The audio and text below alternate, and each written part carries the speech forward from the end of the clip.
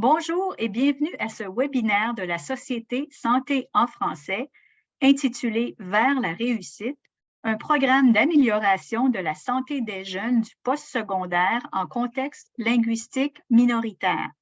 Mon nom est Nathalie Boivin et je serai votre animatrice aujourd'hui, 15 mars 2023. J'aimerais débuter par reconnaître que je me situe sur un territoire autochtone millénaire, lieu de rencontre et de diplomatie entre les peuples et lieu de la signature du traité de la Grande Paix. Je remercie les peuples Mi'kmaq et Malécites de leur hospitalité sur ces territoires non cédés. Maintenant, quelques mots à propos de la Société Santé en français. Prochaine diapo. Alors, la Société Santé en français est un regroupement national dynamique qui a pour objectif de promouvoir le développement de la santé en français pour les communautés francophones et acadiennes vivant en situation minoritaire au Canada. La Société est le point de rencontre de 16 réseaux régionaux, provinciaux et territoriaux œuvrant à la concertation des partenaires intéressés à améliorer l'accès à des services de santé en français dans toutes les provinces et les territoires où le français n'est pas la langue de la majorité de la population. 3 objectifs sont poursuivis par les webinaires. Offrir un meilleur accès aux nouvelles connaissances, faciliter la prise de décision éclairée par les données probantes et finalement, faciliter les interactions entre producteurs et utilisateurs de connaissances. Aujourd'hui, nous avons le plaisir d'accueillir 3 présentatrices. Tout d'abord, Mme Danielle Demoissac. Danielle Demoissac est la chercheuse principale associée à ce projet. Elle est professeure en psychologie au département des sciences expérimentales de l'Université de Saint-Boniface depuis 2002. Danielle mène des recherches portant sur la santé des francophones en situation minoritaire linguistique. La santé mentale, les comportements à risque des jeunes adultes, l'accès aux soins de santé par les jeunes et l'offre active des services de santé en français sont quelques exemples de ces intérêts de recherche. Notre deuxième présentatrice est Mme Clarissa Andrade. Clarissa est détentrice de formation en psychologie au niveau du baccalauréat, en counseling au niveau de la maîtrise et en gestion des ressources humaines. Clarissa est conseillère canadienne certifiée. Elle a une expérience approfondie en matière de soutien psychologique, de gestion de projets complexes, d'orientation en emploi et de travail avec des individus et des groupes vulnérables. Clarissa occupe le poste de coordonnatrice du service de soutien au bien-être et à la santé mentale et est la navigatrice du projet Vers la réussite pour l'Université de Saint-Boniface. Notre troisième présentatrice est Mme Simone Amagnan-Moua. Simone est diplômée en psychologie de l'Université de Hearst depuis 2021. Depuis son arrivée à l'Université de Hearst, Simone a été tour à tour étudiante mentor, adjointe à la vie étudiante et actuellement, elle occupe le poste de conseillère à la vie étudiante pour le campus de Timmins. Elle est également la navigatrice du projet Vers la réussite pour les 3 campus de l'Université de Hearst, soit Kapuskasing, Hearst et Timmins. Alors, les présentatrices, on va les entendre sous peu, mais avant, quelques éléments de logistique pour vous indiquer que vous êtes tous en mode sourdine, mais que vous pouvez nous contacter en utilisant les boîtes de discussion au bas de votre écran, que ce soit la boîte de conversation chat ou la boîte Q&A. Au cours du webinaire, il y aura des questions de sondage interactif. Les réponses sont anonymes et facultatives, mais on vous encourage fortement à participer. Une première question de sondage interactif apparaît à l'écran. Question de savoir qui vous êtes aujourd'hui en direct avec nous. Alors, voici la question de sondage interactif. Donc, quelle est votre motivation à participer à ce webinaire? Donc, un seul choix de réponse, s'il vous plaît. j'étudie au niveau postsecondaire, j'ai au moins un enfant qui étudie au niveau postsecondaire, je travaille dans un établissement d'enseignement postsecondaire, je travaille dans le domaine de la santé mentale, je travaille auprès des jeunes de ce groupe d'âge ou autre, si tel est le cas, prière d'utiliser la boîte de discussion chat pour préciser. En attendant que vous répondiez à la question, je vous indique que nous sommes très heureux d'accueillir des participants d'un peu partout au Canada aujourd'hui, donc de la Colombie-Britannique, l'Alberta, l'Ontario, le Manitoba, jusqu'à Terre-Neuve et Labrador. Donc, on est très heureux de vous accueillir. Donc, on voit maintenant que 48 d'entre vous travaillez dans un établissement d'enseignement postsecondaire, 19 travaillez dans le domaine de la santé mentale, 15 ayez au moins un enfant au niveau postsecondaire, 4 ont des jeunes de ce groupe d'âge et 15 dans la boîte de discussion chat. Donc, merci beaucoup pour cette réponse. Et je sais que nous accueillons également aussi aujourd'hui quelques étudiants en cours de ce webinaire. Donc, nous sommes très heureux de vous avoir avec nous. Et maintenant, je cesse le partage de mon écran et j'inviterai Mme Danielle Demoissac à faire l'introduction de la présentation d'aujourd'hui. Danielle? Alors, bonjour tout le monde. Ça me fait plaisir d'être avec vous aujourd'hui. Alors, j'aimerais d'abord commencer par remercier les bailleurs de fonds pour ce programme et la recherche qui l'a accompagné, donc la Société Santé en français et le Consortium national de formation en santé, tous les deux par l'entremise de Santé Canada. Alors, j'aimerais juste vous expliquer un peu pourquoi on a pensé qu'un programme de dépistage et d'aiguillage, ça serait une bonne idée. Alors, depuis 2012, avec des collègues ici à l'Université de Saint-Boniface, en particulier Deira Kayagay, qui est statisticienne et professeure ici à l'Université de Saint-Boniface, nous avons mené des études portant sur la santé mentale et les comportements à risque des jeunes qui fréquentent l'Université de Saint-Boniface. Donc, on a fait des études en 2012, 2018, au cours de la pandémie en 2020 et cette année, on l'a fait en 2022 en collaboration avec l'Université de Moncton. En parallèle, j'ai mené des études sur l'accès aux soins de santé et de services sociaux avec d'autres collègues également ici à l'Université de Saint-Boniface, particulièrement pour les populations francophones qui vivent en situation minoritaire, en particulier ici au Manitoba. Il faut savoir qu'au Manitoba, la proportion de la population qui comprend et utilise le français est environ à 9 donc, d'avoir des services en français, on a quelques établissements, oui, qui offrent des services de santé, dont le Centre de santé de Saint-Boniface, quelques organismes communautaires également qui offrent des services en santé mentale en particulier. Mais autre que ces organismes-là, c'est loin d'être garanti d'avoir des services en français chez nous. Donc, au cours des dernières 10 années, ces deux volets de recherche qui m'ont beaucoup passionnée m'ont mené à arriver à 3 grands constats. Le premier, c'est que l'état de santé des jeunes s'appauvrit. Et j'aimerais partager avec vous une infographie qui le démontre. Alors, c'est une infographie qui compare les données d'une étude, de la même étude qu'on a faite en 2012 et en 2018. Et les participants ont un profil assez similaire. C'est pour les jeunes de 18 à 24 ans. Ces données viennent de ces jeunes-là. L'âge moyen était de 20 ans, à peu près 73 qui étaient des femmes et 38 qui sont en première année postsecondaire. Je vais juste me viser un petit peu plus sur les résultats en santé mentale. Donc, ce qui est en doré, c'est en 2012.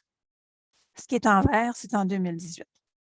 Donc, au niveau de la santé mentale, les jeunes qui disent avoir un état de santé mentale excellent ou très bien est allé de 66 à 35 La satisfaction de vie est allée de 74 à 63 Une santé mentale florissante, où les choses vont bien pour la personne, c'est allé de 73 à 56 34 des jeunes participants à ce sondage en 2018 ressentent de l'anxiété la plupart du temps.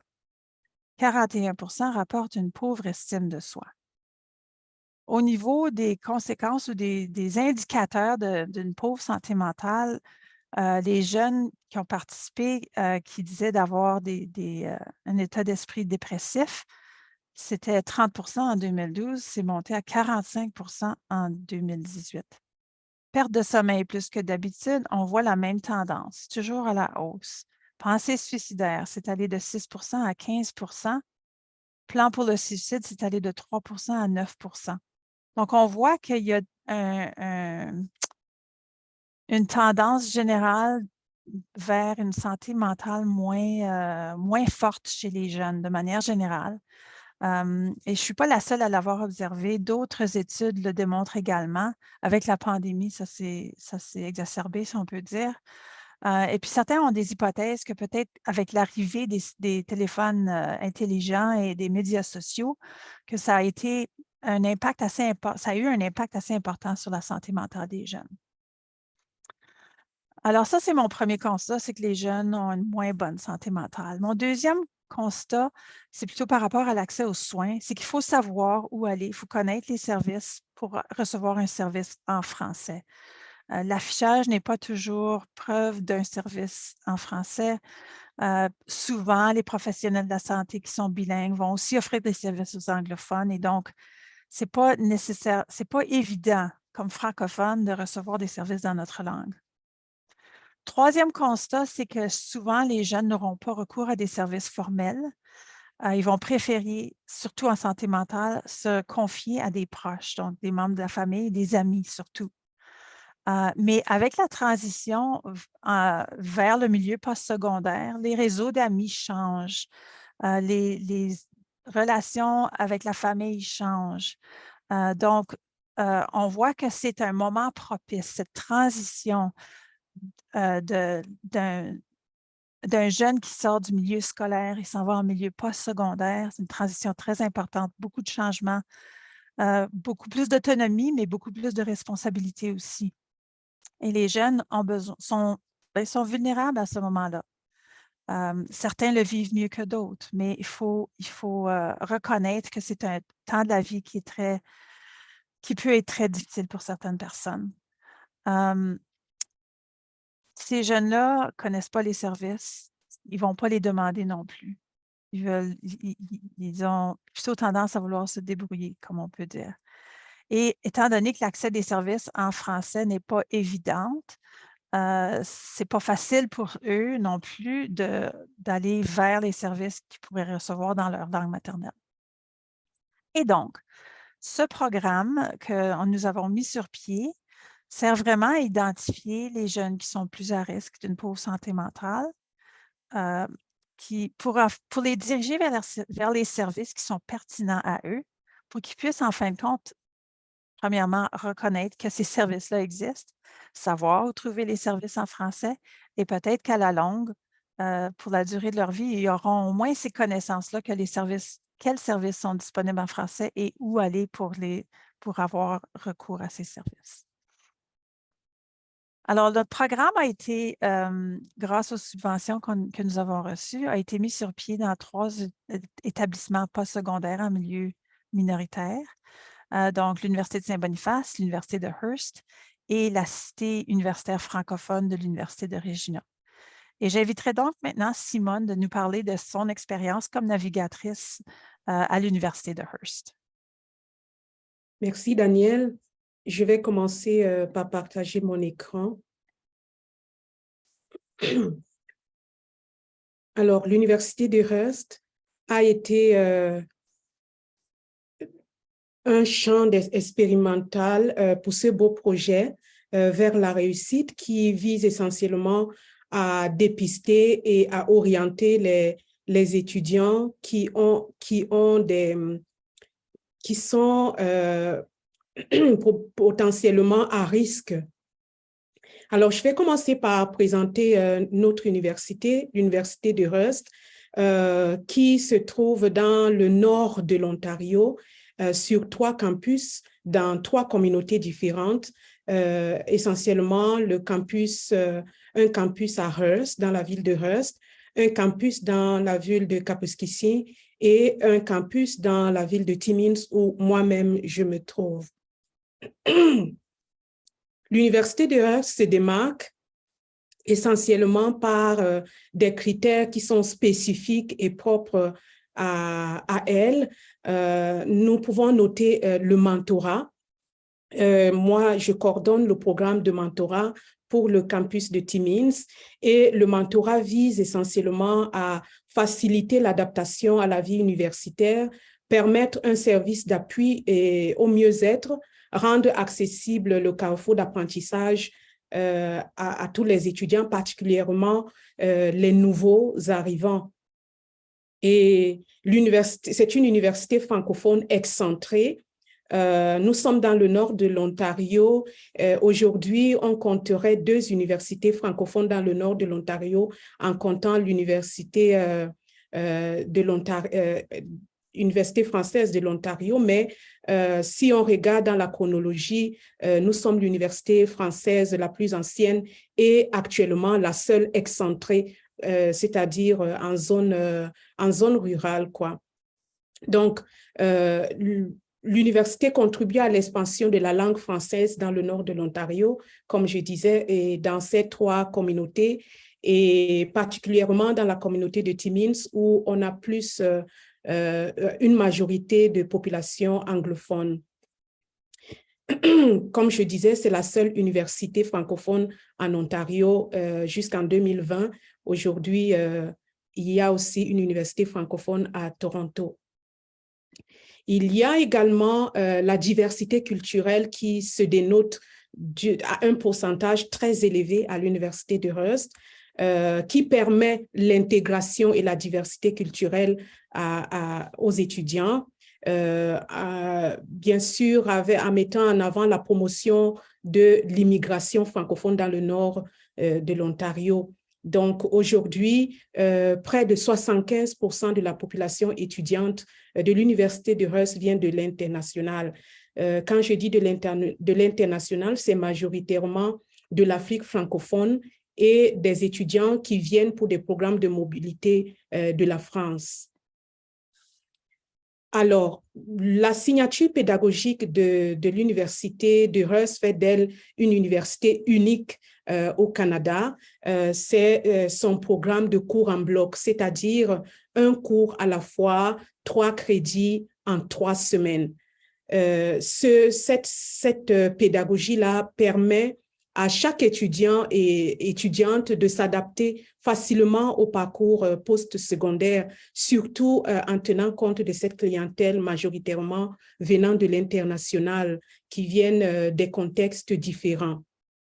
Et cette pédagogie également favorise l'immersion et la concentration durant l'apprentissage. L'étudiant est concentré sur un seul cours et l'enseignant n'a pas plus de 25 étudiants dans la classe, ce qui fait qu'il y a une communication, une connexion directe avec l'enseignant et la prise en charge est individualisée et soutenue jusqu'au bout des 3 semaines. Alors, ce programme également permet d'optimiser la gestion du temps et des ressources et élimine les sprints de fin de session. Donc, comme on le sait, au milieu d'une session, il y a toujours une semaine de relâche, ce qui permet aux étudiants de souffler. Alors, en ce qui concerne le projet vers la réussite concrètement, en tant que navigatrice, je vais vous partager mon expérience, comme je dis, en tant que navigatrice du projet vécu à l'Université de Hearst. Moi, je suis, comme on l'a dit à la présentation, en même temps conseillère à la vie étudiante, responsable de mentorat. Et donc, depuis l'automne, je suis navigatrice pour le projet sur les 3 campus, le campus de Hearst, le campus de Kapuskasing et le campus de Timmins. Alors, je dirais premièrement que ça a été une expérience enrichissante pour moi personnellement et enrichissante aussi pour l'université. Ça a été un plus dans tout ce que nous avons déjà mis sur pied pour soutenir nos étudiants comme ressource. Je vais vous expliquer pourquoi. Mais avant, le projet s'est déroulé sur 4 phases. La première phase que j'appelle sensibilisation, la deuxième, l'entretien préliminaire avec les étudiants, la troisième phase, l'aiguillage, le suivi et l'accompagnement, et enfin, la phase d'évaluation. À la première phase, dès le mois de septembre, nous avons procédé déjà au dévoilement du projet, c'est-à-dire la présentation du programme à la population étudiante à travers des affiches qui étaient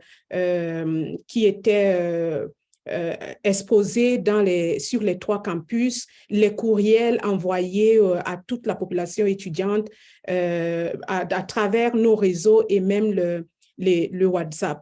Et là, on expliquait aux étudiants en quoi consistait le projet, comment il fallait faire pour s'enrôler. Et toujours dans la phase 1, il y a la présentation du programme au corps professoral parce que nous avons estimé que les professeurs seraient vraiment des personnes relais très, très importantes au niveau des salles de classe. Comme je vous dis, chez nous, c'est un cours pendant 3 semaines. Donc, le professeur qui détient les étudiants pendant 3 semaines, s'il sensibilise directement les étudiants, alors le message peut facilement passer et c'est ce qui a été fait.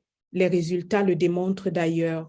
Et toujours dans la phase 1, la sensibilisation par l'équipe des mentors. Comme l'a dit Daniel, parfois le message passe à travers les pairs. Le message passe très bien. Donc, nous avons une équipe de mentors que nous avons formés à pouvoir informer aussi leurs camarades en ce qui concerne le projet.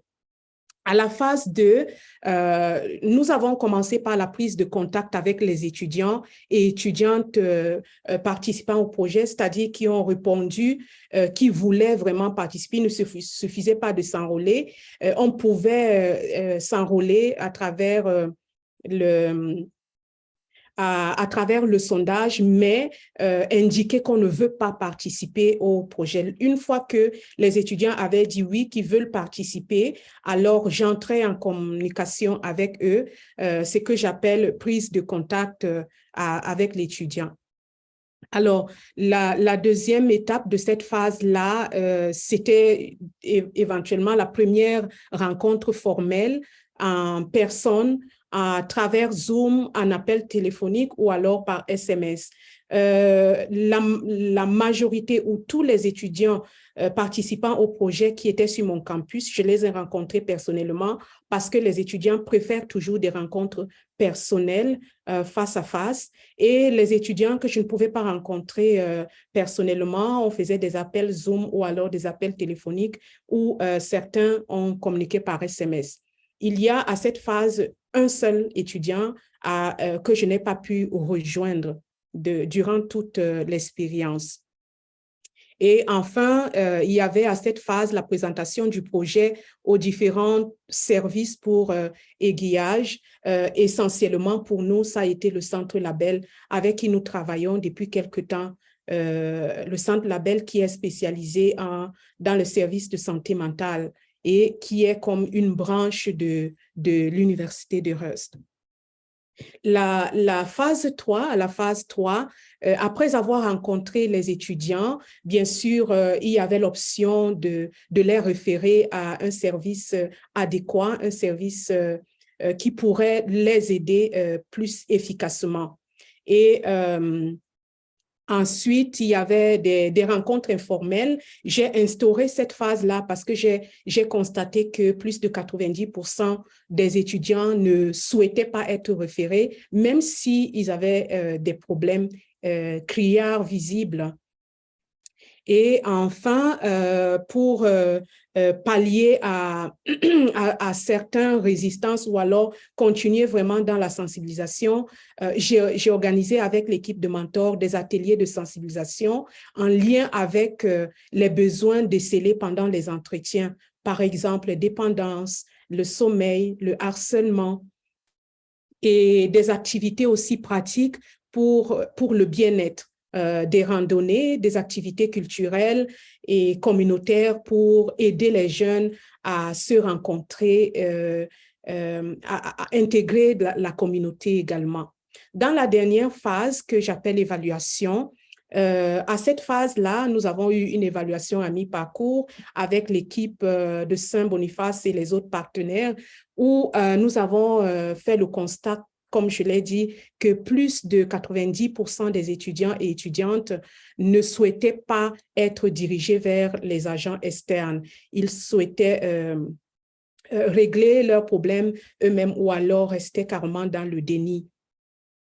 Toujours dans la phase de l'évaluation, il y a eu l'évaluation des retombées du projet pour l'Université de Hearst.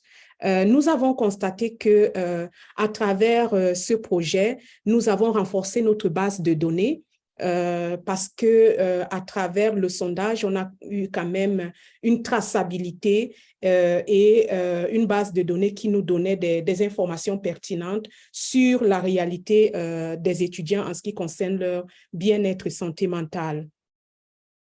Alors, comme retombée également, nous avons constaté que ce projet nous a permis de faire un travail plus scientifique et plus professionnel. C'est vrai que nous avons le mentorat et tous les services qui existent déjà, mais c'est un projet qui a enrichi notre expérience du point de vue professionnel et le renforcement également de nos outils de travail. Et comme je dis, une base de données fiable, scientifique et cohérente. Également, dans la dernière phase, nous avons la phase perspective d'avenir, où nous avons énuméré, excusez-moi, nous avons énuméré nos souhaits et excusez, nous avons énuméré nos souhaits parmi lesquels nous souhaitons rendre plus visible le projet dans nos 3 campus. Que ce ne soit pas seulement pendant une période déterminée, mais que le projet devienne viable à long terme et visible à tout moment pour nos étudiants parce que on se rend compte qu'un étudiant peut déclarer ne pas avoir des problèmes, mais il a mal dormi à cause peut-être des mauvaises notes ou d'autres soucis financiers ou alors liés à la famille et le matin, il arrive en cours, il est vraiment dans un mauvais état. Et lorsqu'il peut voir de façon visible des services qui sont là, alors c'est plus facile de rejoindre les étudiants. Et aussi, nous pensons qu'il faut certainement adapter nos services à notre clientèle. Dans le volet aiguillage, il est à remarquer de prime abord que 100% des étudiants et étudiantes rencontrés ont démontré être à risque à un certain moment durant l'expérience. Et en même temps, c'est un peu contradictoire, bien que 100% de ces étudiants rencontrés viennent de l'international, on se rend compte que plus de 90% ont refusé de se faire référer. Donc, tous ont des problèmes, mais une petite minime partie accepte de se faire référer. Vous pouvez regarder dans ce tableau, en jaune, nous avons comme vraiment la partie, je ne voudrais pas exprimer clairement les pourcentages pour rester autant que possible dans la discrétion, mais je sais que ma collègue qui va venir par la suite va donner des détails. Alors, en jaune, nous avons le pourcentage à peu près, vous pouvez imaginer, de ceux qui ont été dirigés vers une agence externe dès la première rencontre, c'est-à-dire volontairement, ils ont dit que oui, je veux être référé. En vert, nous avons dirigé des personnes que nous avons dirigées à une agence est après insistance, c'est-à-dire après plusieurs rencontres, même les rencontres qui n'étaient pas forcément planifiées ou même au préalable désiré par l'étudiant, mais par des moyens, étant donné qu'on a les services de mentorat, on a plusieurs moyens de rejoindre les étudiants. Après insistance, voilà à peu près le pourcentage de ceux qui ont été dirigés vers les services externes. Et en bleu, bien sûr, ce sont les étudiants qui ont trouvé ou qui préfèrent trouver eux-mêmes des solutions efficaces à leurs problèmes. Et en noir, ceux qui refusent de se faire aider malgré les difficultés évidentes et même s'ils ne s'en sortent pas, ils préfèrent ne pas avoir recours à l'aide externe. Donc, excusez-moi, Simone, nous avons dépassé le dizaine de minutes, alors peut-être oui. conclure en 1 minute avant de céder la parole à Clarissa. 30 secondes avant de céder la parole à Clarissa, juste ce questionnement, cette réalité ou alors cette résistance serait-elle liée à une perspective culturelle du bien-être de la santé mentale? C'est la question que nous nous sommes posée en fonction de la particularité de notre clientèle. Et aussi, nos services sont-ils vraiment adaptés aux étudiants et étudiantes en provenance de l'international? Désolée d'avoir pris plus de temps que prévu. Clarissa, je te passe la parole.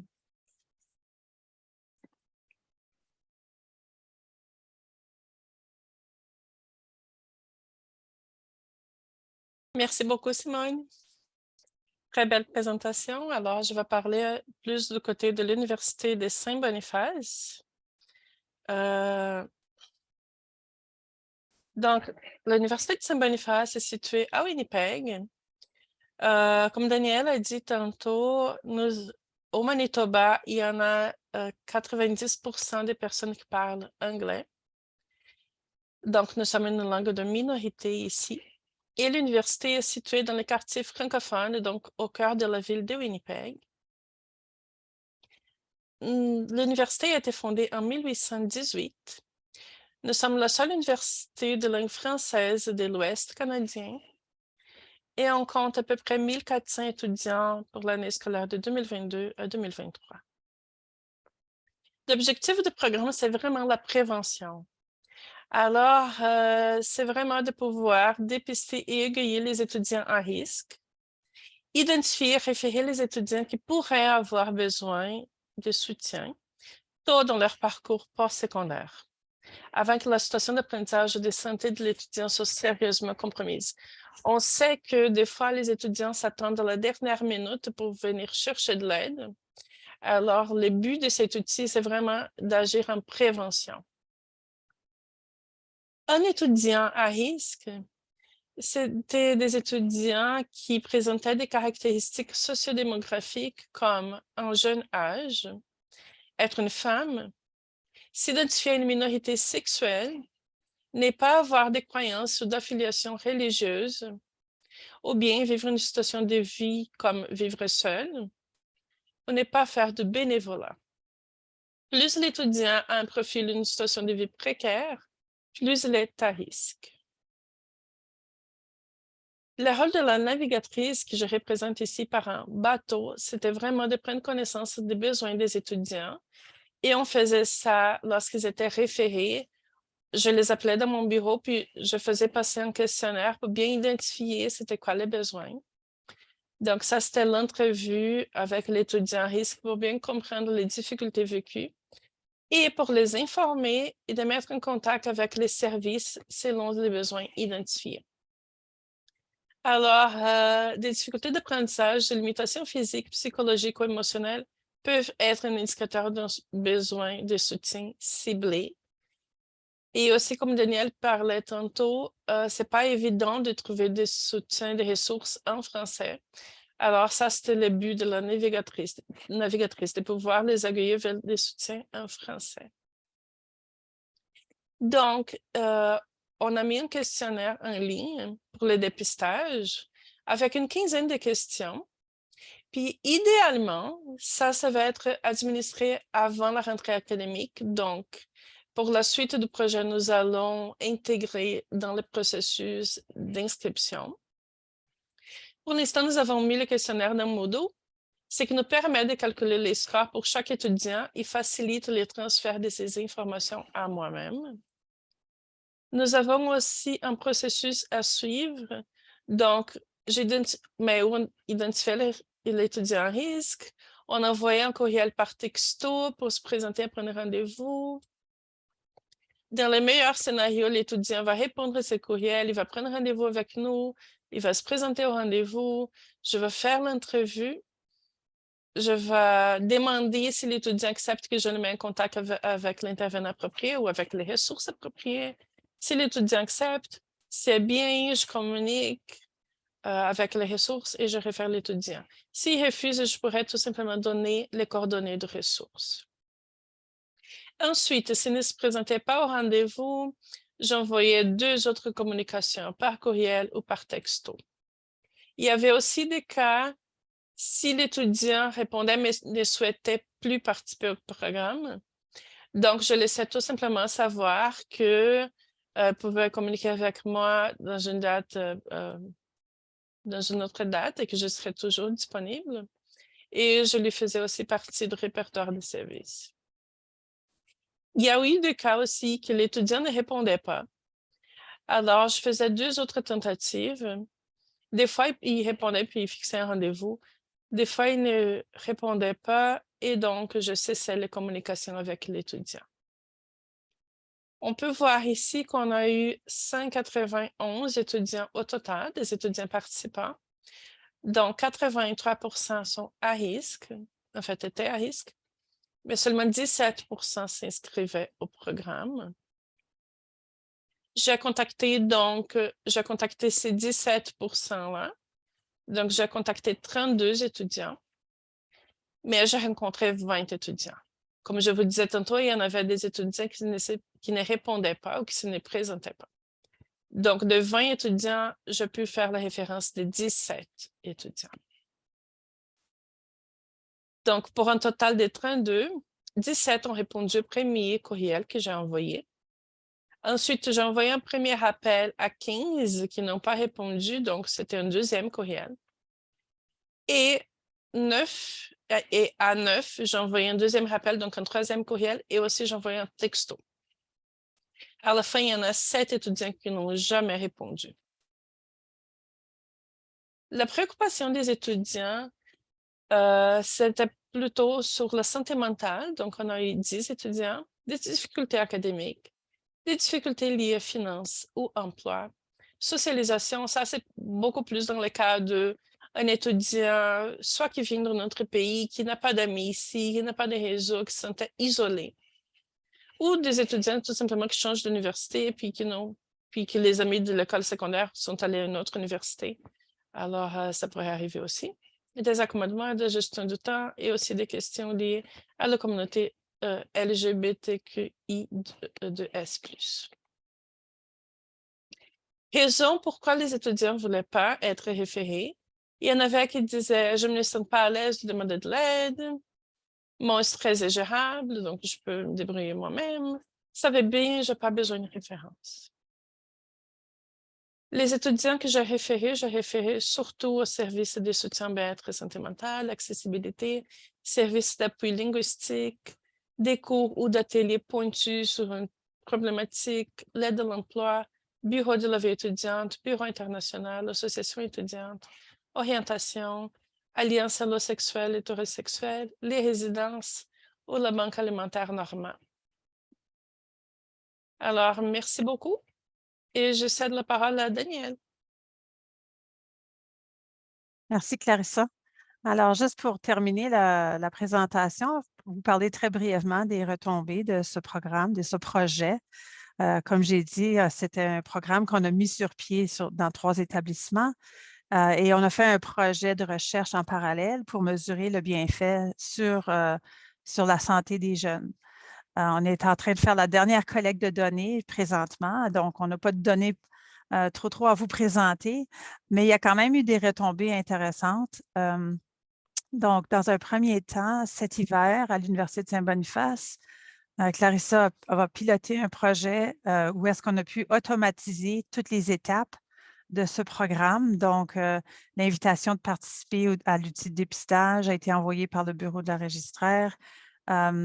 le sondage, comme on a dit, a été mis sur Moodle et donc Clarissa a accès à ces informations-là assez rapidement. L'automatisation du score aussi de ceux qui sont à risque. Tout se fait de façon quand même assez automatique et assez rapide parce qu'on s'est rendu compte que si on attend trop de temps entre le fait de remplir l'outil de dépistage et d'avoir une invitation pour rencontrer la navigatrice, qu'il y aura moins de chances que le participant, le jeune, vienne voir la navigatrice. Donc, on a essayé de tout faire ça. C'est un projet pilote. On a hâte de voir qu'est-ce que ça va donner par la fin du semestre. La deuxième retombée importante, c'est qu'on a développé un guide de mise en œuvre d'un programme de dépistage et d'aiguillage. Donc, c'est un guide qui établit les étapes à prendre. Donc, l'embauche d'un navigateur, par exemple, le développement d'un répertoire des services disponibles en français sur le campus et dans la communauté. Il y a là-dedans, il y a l'outil de dépistage qu'on a utilisé avec des questions supplémentaires qui peuvent être ajoutées aux besoins. Alors, c'est ça. C'est des modèles, des outils qui pourraient être utiles pour mettre en place un tel outil. Donc, un tel programme. Alors, si ça vous intéresse, certainement, vous pouvez m'envoyer un courriel. Je suis à l'Université de Saint-Boniface. Ça me ferait plaisir de partager ce guide-là quand il sera… On est en train de faire la mise en page, là, alors il n'est pas tout à fait prêt, mais ça sera pas long. Par la fin du mois, on devrait avoir quelque chose. Alors, merci beaucoup pour votre attention. Je cède la parole à Nathalie.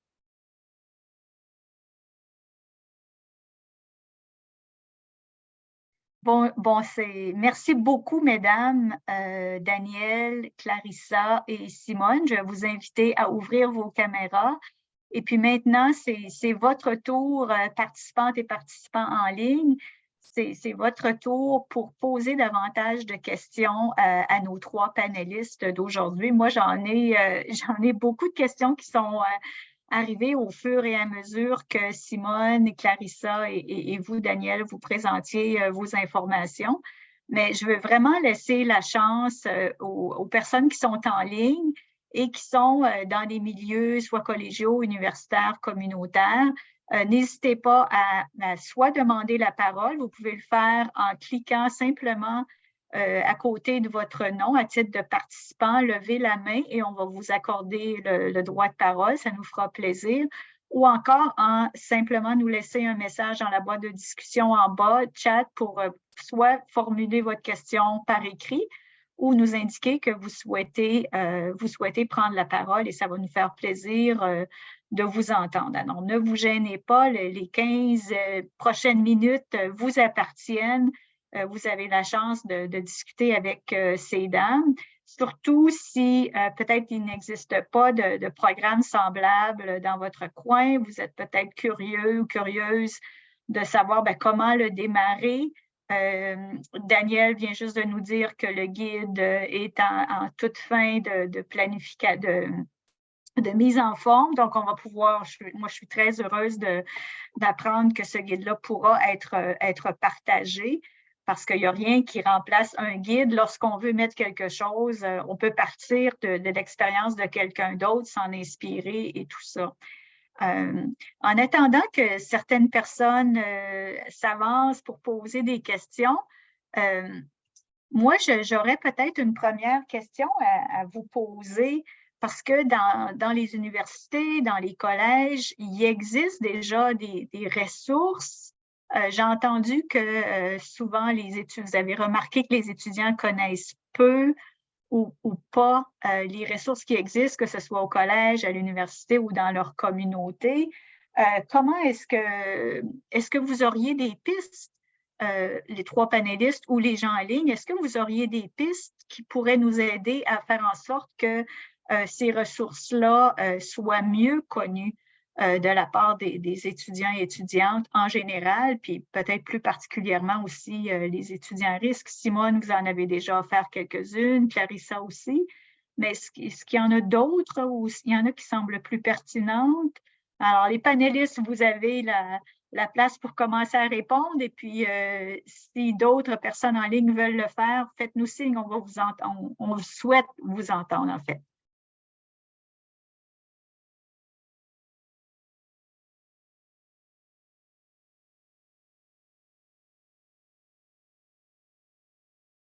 Oui, Simone, allez-y. OK. Je vais commencer. Dans ma présentation, je disais que en fonction des besoins que nous avons décelés en écoutant les étudiants, nous avons organisé soit des sessions d'information et de sensibilisation, soit des activités pour aider directement les étudiants. Donc, en même temps, ce que moi je faisais, c'est que j'invite donc des partenaires spécialisés dans le domaine où je veux, par exemple, si j'organise une activité sur le harcèlement, le Centre Label est expert pour ça, ou alors j'organise une activité concrète, par exemple, sur la randonnée, il y a des services adéquats pour ça dans nos communautés à Timmins, à Heus, à Cap. Donc, ensemble, nous organisons l'activité. Ça permet aussi aux étudiants en même temps de connaître la personne qui est derrière parfois la carte de visite qu'on leur distribue et puis de créer déjà une connexion. Et la personne aussi, en fait, vraiment, ça aide à connecter et les étudiants et les services de façon directe. Ça, c'est l'une des manières que nous avons utilisées à l'Université de Hearst.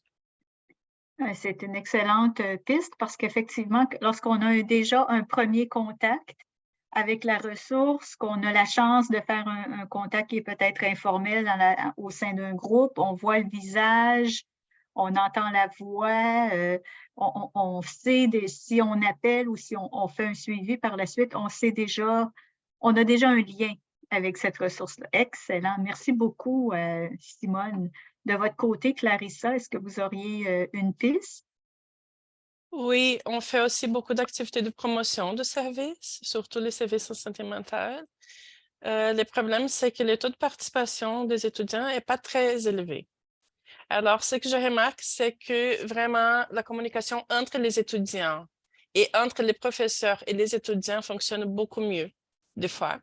Alors, je crois que c'est important que le personnel et que les professeurs soient au courant des services qui existent pour pouvoir parler aux étudiants, pour pouvoir référer aux services. Et aussi, plus les étudiants connaissent, plus les étudiants viennent ici, ils vont parler à un et à l'autre. Alors, je pense que c'est aussi une stratégie qui peut fonctionner. Excellent. Puis oui, Simone aussi, vous aviez mentionné la formation de mentors. Je sais qu'en ligne, il y a des étudiantes et des étudiants.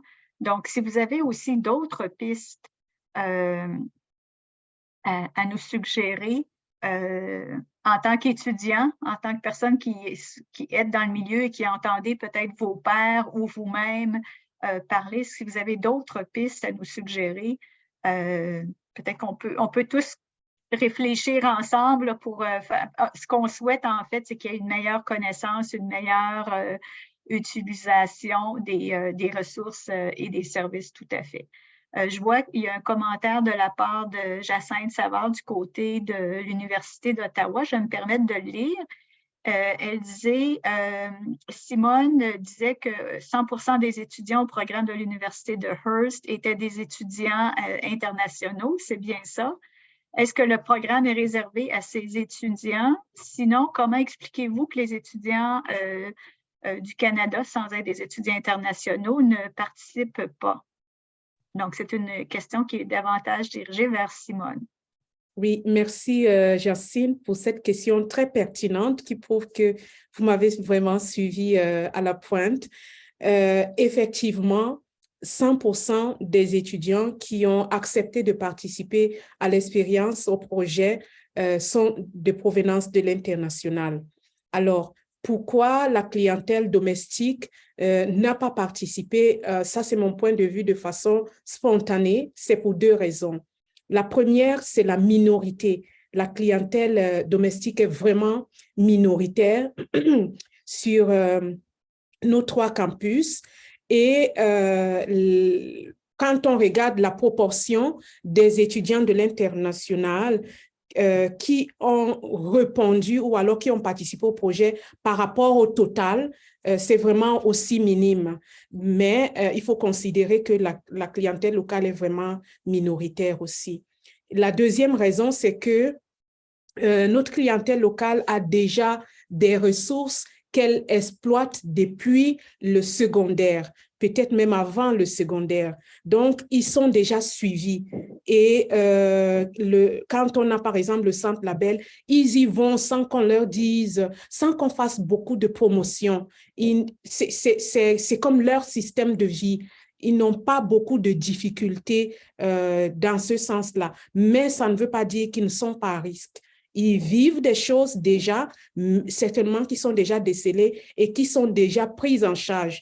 Peut-être que du moment où ils arrivent à l'université, il y a des risques qui peuvent s'élever, mais au moins ils savent où se diriger quand ils ont besoin.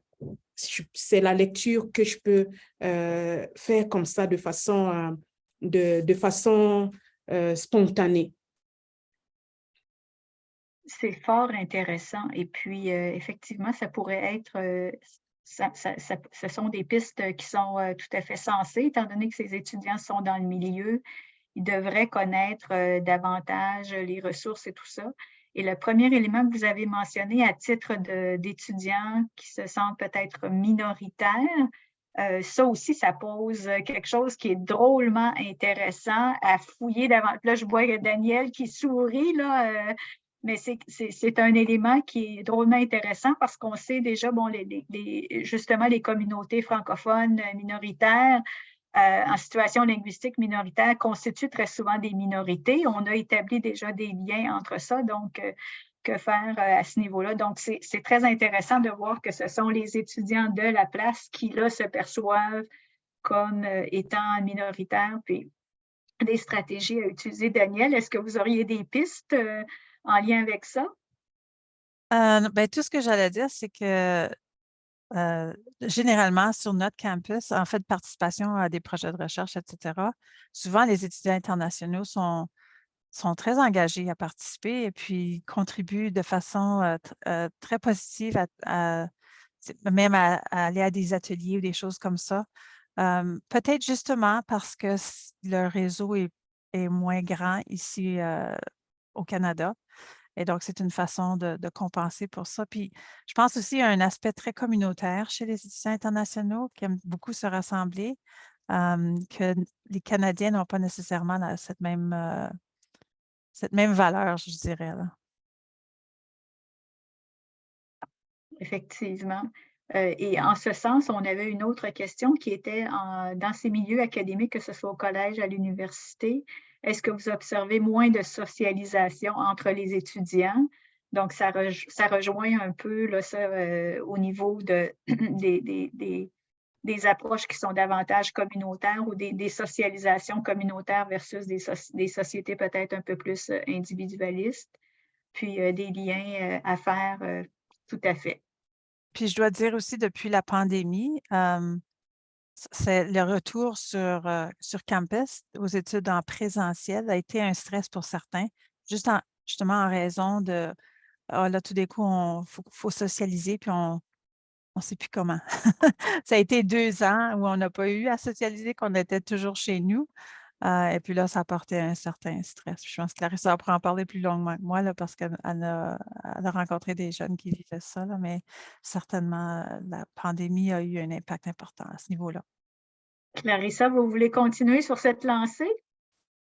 Oui, en fait, il y a les bons et les mauvais côtés, comme tout. Donc, les bons et les mauvais côtés de revenir sur le campus, c'est que oui, les étudiants sont plus exposés à l'interaction. Les étudiants qui se sentent un peu anxieux, qui auront un peu d'anxiété sociale, des fois c'est difficile pour eux. Cependant, les étudiants qui pourraient avoir une dépression et rester chez eux sur son lit pendant des semaines, c'est pas bien non plus. Alors, il y a toujours les deux côtés. C'est un effort de devoir s'adapter sur les retours en personne. Mais encore une fois, nous sommes là pour appuyer ces étudiants pour travailler en prévention grâce à ces projets et pour bien desservir les étudiants qui sont ici. Merci. Et puis, si des gens en ligne sont dans les milieux universitaires ou collégiaux, n'hésitez pas à nous partager la façon dont ça se passe chez vous. Si vous avez d'autres pistes aussi à nous suggérer. Daniel et Clarissa, vous avez mentionné que vous utilisez un questionnaire de dépistage avant même la rentrée universitaire.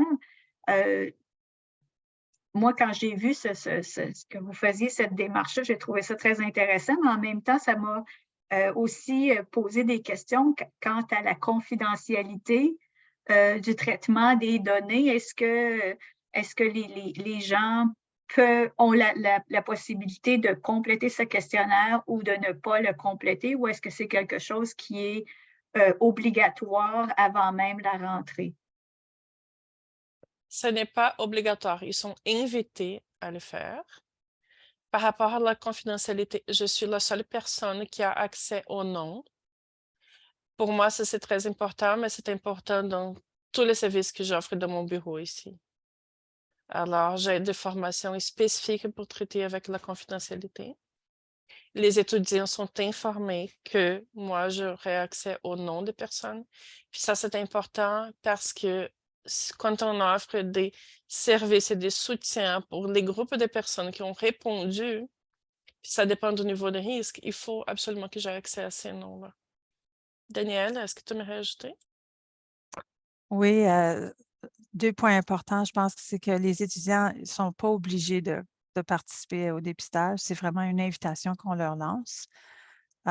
Malheureusement, de ce qu'on voit dans nos données, c'est que plus souvent qu'autrement, c'est les étudiants pour qui ça va généralement bien qui vont faire l'outil de dépistage. Ceux qui sont plus à risque, on les voit moins, disons, dans les données. Donc, ça, c'est un petit défi qu'on a à relever.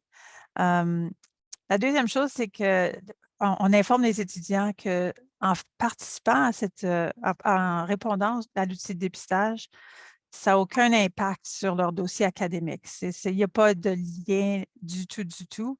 Ça, c'est important qu'ils le sachent parce que ça pourrait influencer leur participation. Alors, c'est vraiment distinct. Ces données-là ne sont pas rentrées dans le logiciel de l'université. Ça n'a pas d'impact sur leur admission, sur leur inscription au cours, mais vraiment pas. C'est très indépendant. Donc, ça, on est certain que les étudiants en sont bien informés. Merci beaucoup. Vous allez voir apparaître à l'écran un sondage pour évaluer le webinaire. Donc, vous pouvez simplement lire les questions une à une, répondre aux questions. Il y a une bande grise le long de la fenêtre. Vous la faites défiler jusqu'au bas pour arriver à la 5e et dernière question. Puis par la suite, vous soumettez vos réponses. Et ça nous permet d'évaluer nos webinaires, de donner une rétroaction aux panélistes et aussi de mieux planifier la suite des choses. Simone, Clarissa, à titre de navigatrice au sein du projet vers la réussite, quelle est votre plus grande fierté? Si je commençais avec Simone, quelle est votre plus grande fierté, Simone, à titre de navigatrice dans ce projet? À titre de navigatrice, déjà participer à un projet scientifique. Moi, j'aime la recherche déjà et j'aime tout ce qui a lien à la santé mentale. Ça, du point de vue personnel, c'était une fierté. Et travailler avec une belle équipe assez ouverte et vraiment le partage était assez fluide. Et du point de vue de ma communauté universitaire, j'ai senti que, peut-être c'est moi seule qui le ressens, je ne sais pas si tous, mais j'ai senti que c'était un apport scientifique, des bases scientifiques. Nous, on travaille, oui, on a des outils, on a le mentorat, on forme les mentors chaque année qui travaillent. Vraiment, on est proche des étudiants, mais à un moment, il faut faire un travail scientifique. Vous voyez, avec vraiment des bases qu'on peut évaluer à long terme et ça nous donne une vision, ça nous permet d'évaluer ce que nous faisons, déjà d'améliorer, de prévoir. Pour moi, c'est faire un beau travail, c'est ma fierté. Merci beaucoup, Simone. Clarissa, de votre côté, votre fierté une fierté d'être navigatrice, ce serait quoi? Je suis d'accord avec tout ce que Simone a dit. Et en plus, j'aimerais juste ajouter que chaque fois que je pouvais être en contact avec un étudiant et que je puis référer un étudiant, ça me fait du bien. Alors, c'est aussi pouvoir contribuer à la science, mais aussi pouvoir contribuer à chaque étudiant. Merci beaucoup, Simone, Clarissa et Daniel. Je souhaite longue vie à ce projet. Merci du travail que vous faites auprès des jeunes adultes parce que très souvent, c'est un groupe d'âge qui est un peu oublié. On pense qu'ils n'ont plus besoin de rien, ils volent de leurs propres ailes. Les merci et les félicitations rentrent dans la boîte de discussion. Les gens attendent votre guide et merci de faire ce travail et de le diffuser. Très bonne continuité. Merci à toutes les personnes en direct présentement pour avoir assisté à cette présentation. Au revoir.